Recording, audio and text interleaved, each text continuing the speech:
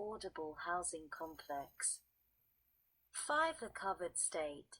The term covered state demeans a state with processes in place to ensure that covered facilities deliver financial benefits to low-income households. 6. An eligible entity. A non-profit organization that provides services to low-income households or multifamily affordable housing complexes, be the developer, owner, or operator of a community solar facility that reserves a portion of the capacity of the facility for subscribers who are members of low-income households or for low-income households that otherwise financially benefit from the facility. See the covered state, or political subdivision thereof. D. An Indian tribe, or a tribally owned electric utility, either Native Hawaiian community-based organization. F. Any other national or regional entity that has experience developing or installing solar generating facilities for low-income households that maximize financial benefits to those households, and e.g. an electric cooperative or municipal electric utility, as such terms are defined in Section 3 of the Federal Power Act. 7. The eligible installation project. The term eligible installation project means a project to install a covered facility in a covered state. 8. Eligible planning project. The term eligible planning project means a project to carry out pre-installation activities for the development of a covered facility in a covered state. 9. The eligible project. The term eligible project means an eligible planning project, or be an eligible installation project. 10. Feasibility study. The term feasibility study means any activity to determine the feasibility of a specific solar generating facility, including a customer interest assessment and a siting assessment, as determined by the Secretary. 11. Indian tribe. The term Indian tribe means any Indian tribe, band, nation, or other organized group or community, including any Alaska Native village, regional corporation, or village corporation, as defined in, or established pursuant to, the Alaska Native Claims Settlement Act of 43 U.C. 1601 et seq. That is recognized as eligible for the special programs and services provided by the United States to Indians because of their status as Indians. 12. The interconnection service. The term interconnection service has the meaning given such term in Section 111d. 15 of the Public Utility Regulatory Policies Act of 1978 is 16 U.C. 2621 D. 15. 13. Low-income household. The term low-income household means that income in relation to family size, which is at or below 200% of the poverty level determined in accordance with criteria established by the Director of the Office of Management and Budget, except that the Secretary may establish a higher level if the Secretary determines that such a higher level is necessary to carry out the purposes of this section. B. Is the basis on which cash assistance payments have been paid during the preceding 12-month period under Titles IV and 16 of the Social Security Act of 42 U.C. 601 et seq. 1381 et seq. Or applicable state or local law, or C. If a state elects is the basis for eligibility for assistance under the Low-Income Home Energy Assistance Act of 1981, 42 UC 8621 et seq., provided that such basis is at least 200% of the poverty level determined in accordance with criteria established by the Director of the Office of Management and Budget. 14. A multifamily affordable housing complex. The term multifamily affordable housing complex means any federally subsidized affordable housing complex in which at least 50% of the units are reserved for low-income households. 15. A Native Hawaiian community-based organization. The term Native Hawaiian community-based organization means any organization that is composed primarily of Native Hawaiians from a specific community, and that assists in the social, cultural, and educational development of Native Hawaiians in that community. 16. Program. The term program means the program established under subsection B. 17. Secretary. The term secretary means the Secretary of Energy. 18. A solar generating facility. The term solar generating facility means a generator that creates electricity from light photons, and B. the accompanying hardware enabling that electricity to flow either onto the electric grid, 2 into a facility or structure, or 3 into an energy storage device. 19. State. The term state means each of the 50 states, the District of Columbia, Guam, the Commonwealth of Puerto Rico, the Northern Mariana Islands, the Virgin Islands, and American Samoa. 20. Subscriber.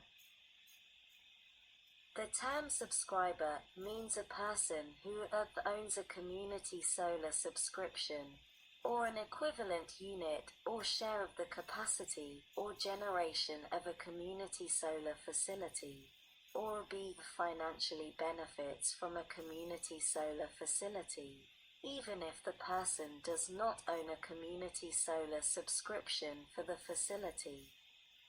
21. Underserved area. The term underserved area means a geographical area with low or no photovoltaic solar deployment, as determined by the Secretary. B. The geographical area that has low or no access to electricity, as determined by the Secretary. C. The geographical area with an average annual residential retail electricity price that exceeds the national average. Annual residential retail electricity price, as reported by the Energy Information Agency, by 50% or more, or D. Trust land, as defined in Section 3765 of Title 38, United States Code. B. Establishment. The Secretary shall establish a program to provide financial assistance to eligible entities to 1. Carry out planning projects that are necessary to establish the feasibility, obtain required permits, identify beneficiaries, or secure subscribers to install a covered facility, or 2. Install a covered facility for beneficiaries in accordance with this section. Seed applications.